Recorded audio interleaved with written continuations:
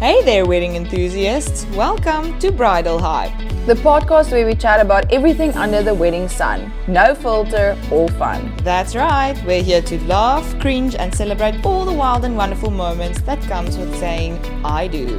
From the latest trends that makes us go, really, to the epic fails that keeps us awake at night. We've got it all. So whether you're tying the knot, planning the perfect day, or just love a good wedding story, you're in the right place. Let's crank up the hype and celebrate the wonderful chaos of weddings together. Welcome back to episode 3. Ooh, episode 3. Let's get into it. So today's topic will be, what exactly are the responsibilities of wedding planners and what is part of our scope of work and what not? We'll also dive into how to set boundaries when it comes to specific type of clients. I think that's very important. I think that is something I definitely lack. I feel like I put an extreme amount of pressure on myself to perform, and I have high standards that I... Don't we all though? Like, don't we Yes. all have that extremely high standard of you want to excel and exceeds everyone's expectation, you want to deliver the maximum service and maximum service quality and be known for like the best wedding planner, or just for someone that had the best experience. Word of mouth is definitely a way that we get our clients from, but putting that pressure on you does get you to burnout, or some clients take advantage of that. Yes, I don't think that they necessarily respect our business hours at all. I still receive messages at 11:30 on a Sunday evening, and But do you not think that we sometimes see it also that they are maybe sending that message? Because I know I've had it where I get a bit frustrated when a client does message me extremely late, or I've got clients that's abroad, so they message me at 2 a.m. But they message you because that's when they're thinking about it, not necessarily where they're expecting the response. Some clients but they are. Okay. You have a few that do want the response immediately. Yes, they feel like they have access to you 24/7 and they want an answer immediately. So get us back to the topic that we said, setting boundaries, or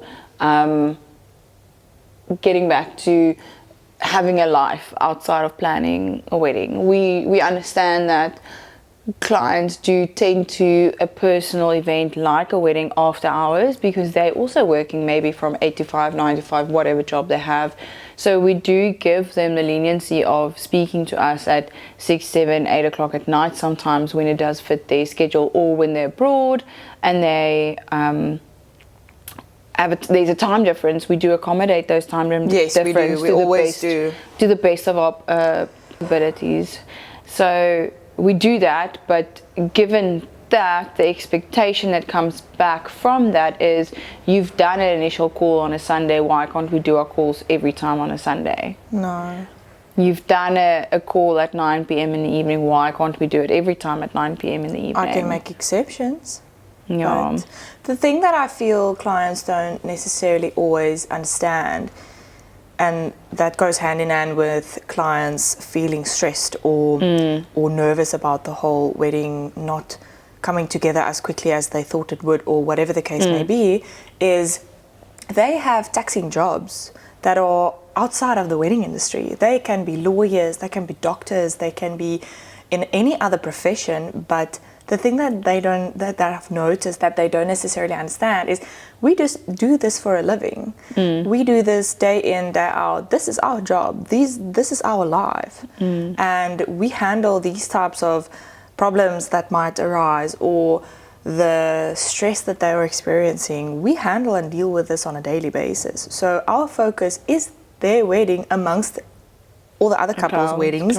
But for them, I do understand that they only focus on their wedding in their off time, because they are held up at work during the week, and then they can only think about the wedding and chat about the ideas that they have after hours. But I feel like they are not as considerate as As we would like them to be, yes, yeah. as As we would like to be, that there's still a person behind the WhatsApp, there's a person behind the email, there's a person and their family behind that. There's other priorities that's also within our lives. Yes, we do give up majority of our weekends to accommodate our clients' weddings and their special day. And as much as we try to make you as a client feel like so much appreciated, and this wedding is the only thing that we are focusing on. We do have other clients as well, because it is our livelihood, it is our income. We need to do multiple weddings a season.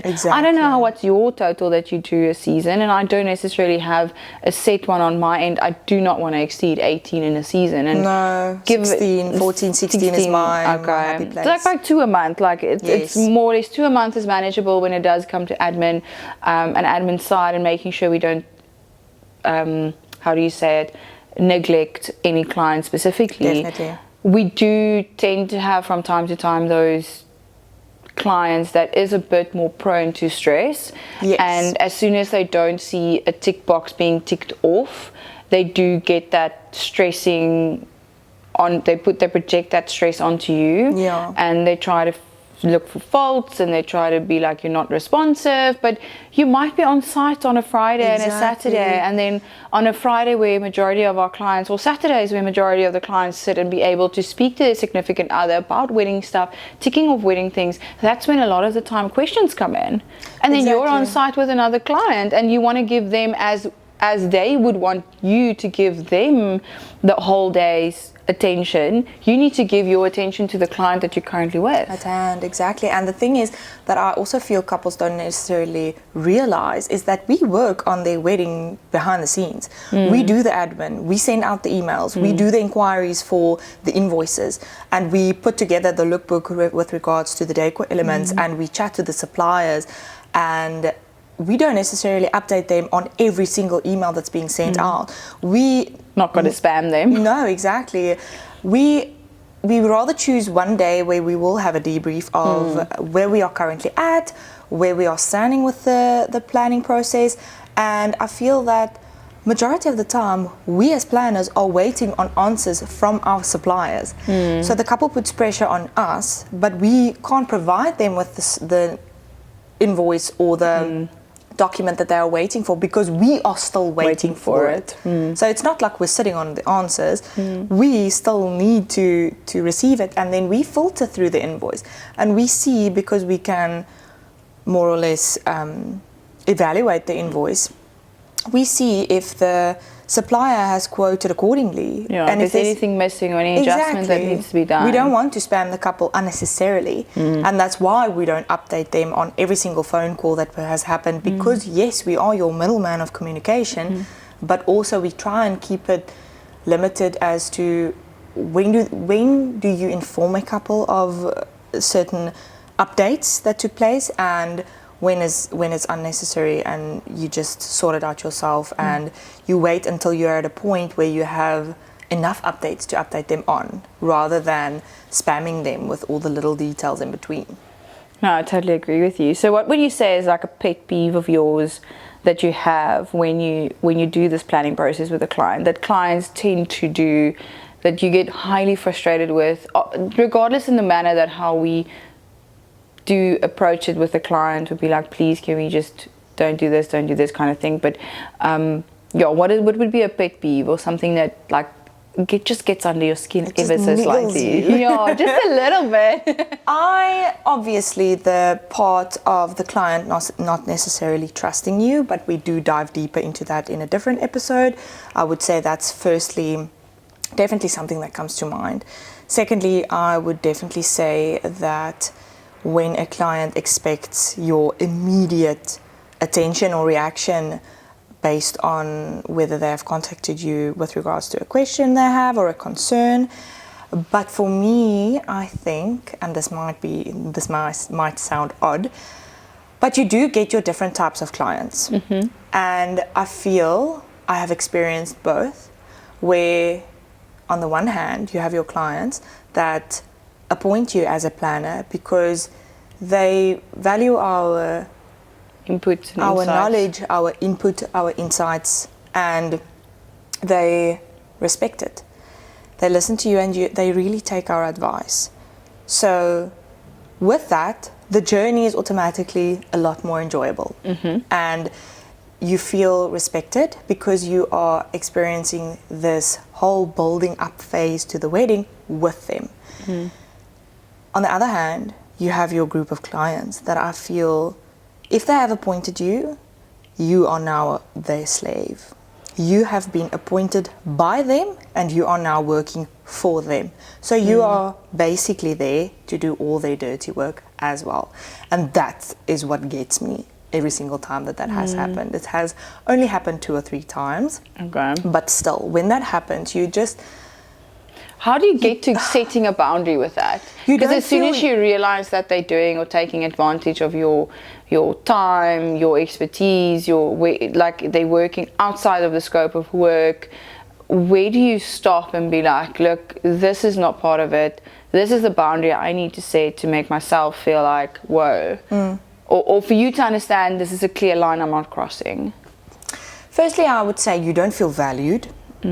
And we are merely there to make your life a lot easier. We are there to help you and to guide you and to take away your stress and your worries that you might have. Of the planning portion? Yes, 100%. Just the planning portion of your day, not the entire family stress. Like that we unfortunately can't help you with. We do try. We try to be an ear and a shoulder, but we're not getting involved. Yes, family dynamics will always be a tricky subject, and it's a sensitive topic. But then again, we are the buffer so that when the mother or the mother-in-law or the sister-in-law, whoever decides to be an extremely difficult person, we are there to kind of help the client in some sort of way to absorb all of that negative suggestions they might have, or the negative energy they bring towards the planning process of the wedding. We do try and buffer that as much as possible, but it is, at the end of the day, it's not my family, it's the client's family, it's your family. You need to sort them out. I have told my clients before that they can blame me if they want it. Yes, so basically what they do is they go and they say, cool, we really want this is like an element we want at the wedding, etc., but my dad or my mom doesn't want it. And I'm like, that's fine, just tell them the coordinator said that's what we're doing, it's paid for, it's done. Like, blame me, and if they come and talk to me about it, if you have an issue, go to the planner. Go to the planner type of thing. So I've dealt with that, but that I've done with clients that I know I can handle. Yes. If I have a mom that's spitting fire from day one, a mom-in-law or a bride mom or whatever, that's spitting fire from day one, I try and like avoid her like the plague. Like, I can't. Just stay away completely. At the end of the day, like the involvement that they and parents and family normally have, like as we said, family dynamics we don't want to get involved in. It's not really in the scope of our work. We try to be that buffer. We try to be that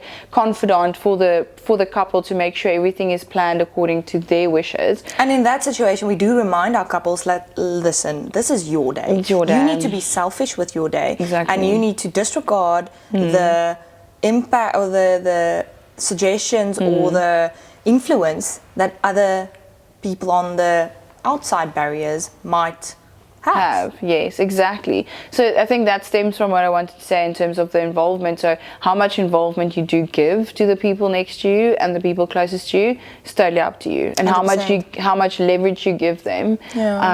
I've had family members ruin the whole wedding experience for a client, and there is literally nothing us as a planner can do to prevent that. That's just if sad, you don't stand up towards it as well.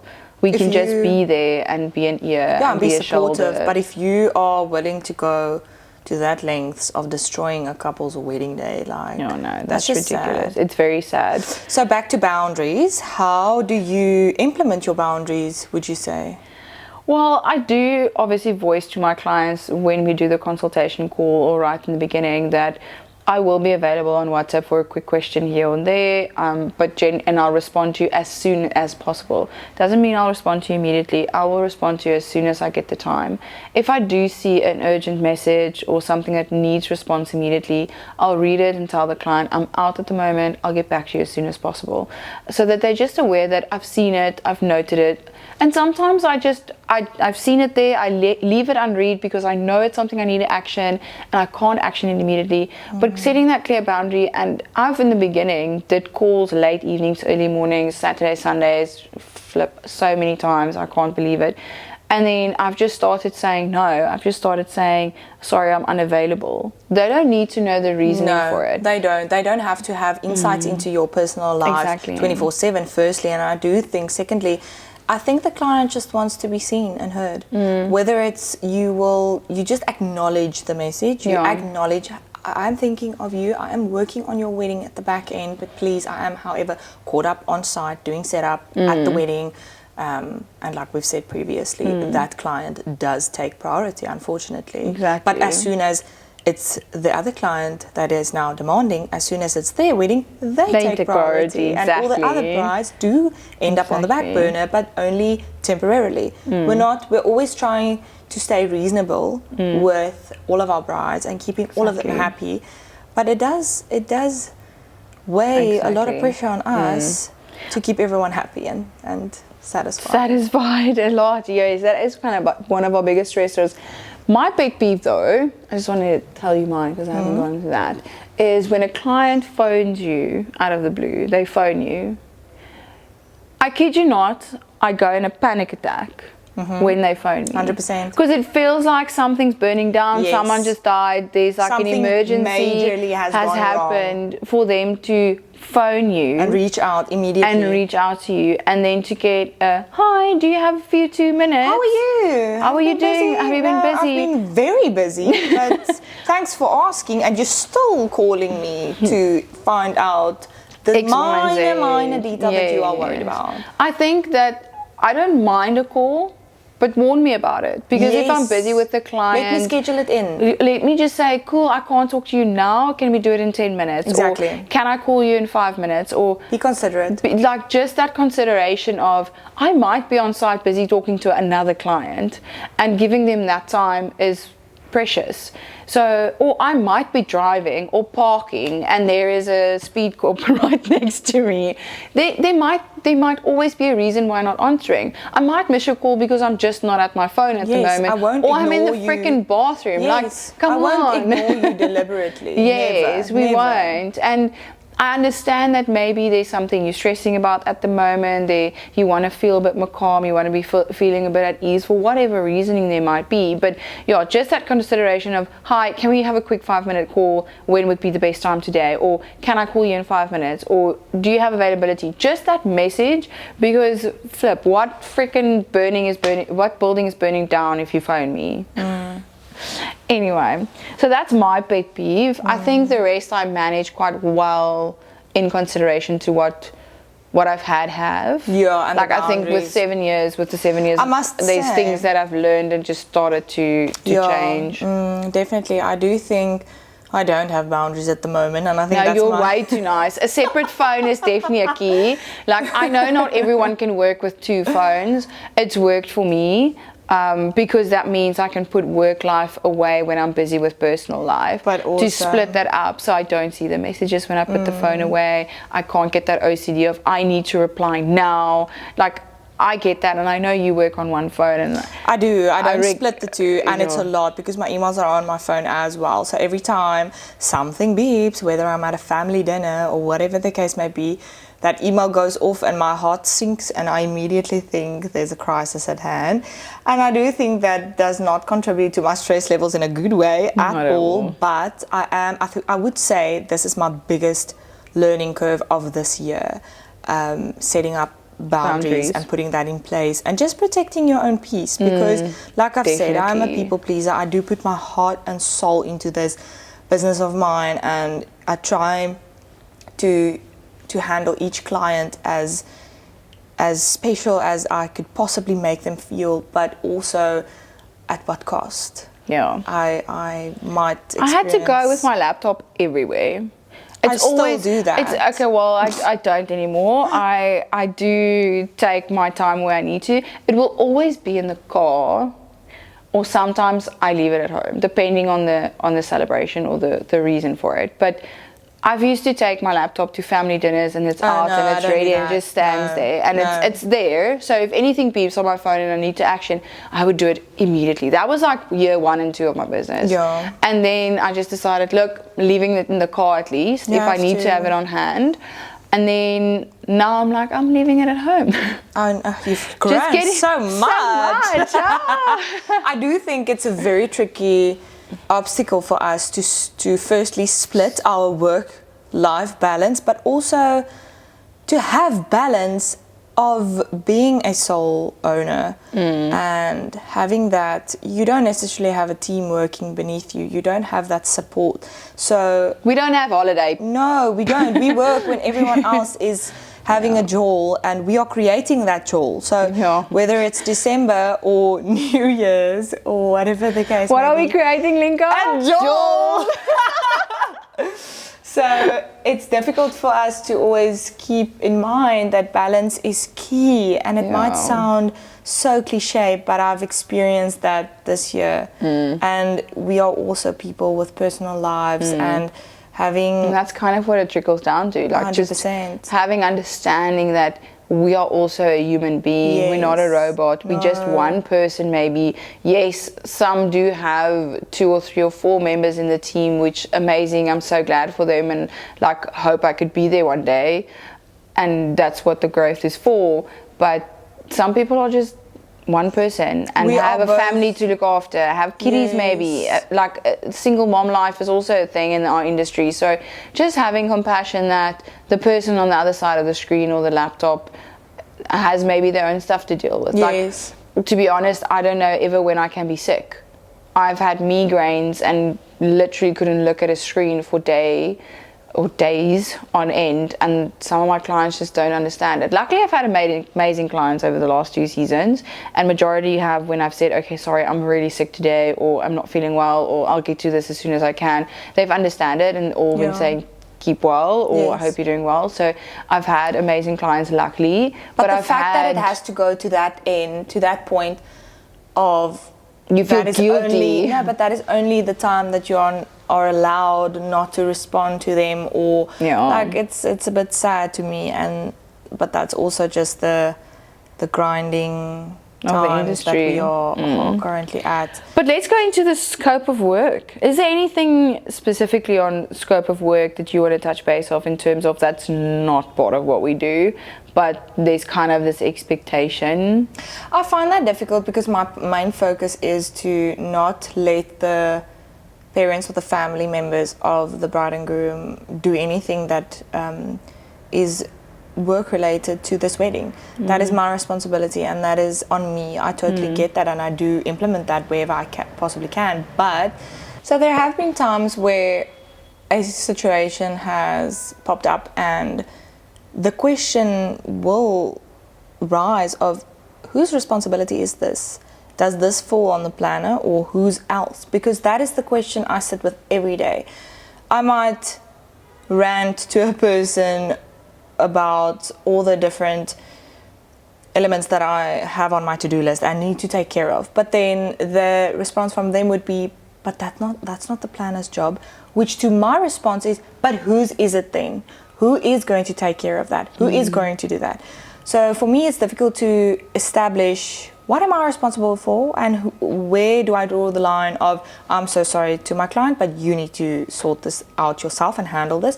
But for instance, a few weeks back, we had a scenario where it was a weekend wedding. So the couple has booked out the venue and the accommodation from the Friday to the Saturday, and then leaving on the Sunday morning. So we had a rehearsal dinner on the Friday, and I assisted the couple in packing out all the food, making sure everything is ready for them to enjoy. I finalized all my setting up. But they planned it. You didn't Yes. plan it. Okay. No, I helped and then assisted wherever needed, but I was still busy with setup at the venue at the time of day, so I popped over, checked in, make sure everything's running smoothly, and then I left. So I left at about 7:30 on a Friday evening, keeping in mind that the wedding is only the next day. So then by 11:30, 11:45 at night, I get a call from the night manager at the venue saying that the couple is not complying to the 9 o'clock cut off sound restrictions that are, put in place, that they are aware of, but that the music needs to be turned down. It should have been turned down 2+ hours ago, and they did not comply to that. So then he phoned me and asked me to sort this problem out. So firstly, I'm not on site. I am 20+ minutes away from this venue. Secondly, my couple was aware of the 9 p.m. cutoff rule. But thirdly, I'm not your mom. I'm not a teacher who's going to scold the children because they're making a noise at 11:30 at night. So we had complaints from neighbors in and around the area, which I also do understand. I would have also been upset if that was me, but why not? And they have gone to the couple directly on site, tried to sort out the situation. They did not listen. But then again, alcohol was involved. But now they're calling me with this problem. But then again, You can't do anything about that. I can't control them. Like I've said, they are grown-ups and they can think and act accordingly for themselves. That's not part of, that is a tricky one, because yes, you maybe just helped setting up because you were being nice and doing that, but it wasn't your responsibility, and they staying on site. And as you mentioned, they were aware of the times that they need to have the music done. Music needed to stop at 9, not allowed to continue after that amount. So from a venue side, the security that was on site, maybe from the venue, should just inform them, look, music needs to be cut off now, otherwise we're cutting this whole show.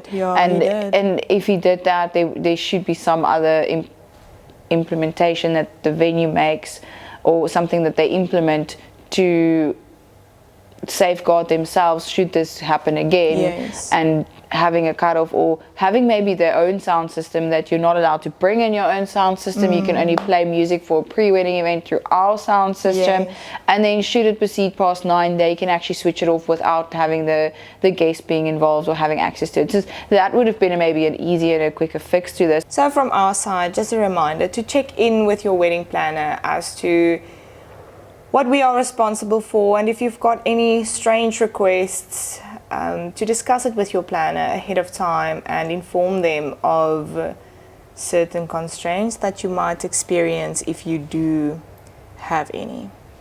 That's it, guys. Hope you enjoyed. Thanks for tuning in to this episode of Bridal Hype. If you enjoyed the episode, please subscribe and leave a review. Join us on social media to share your thoughts and connect with our Hype community. Be sure to catch our next episode. Until next time, Keep the hype alive.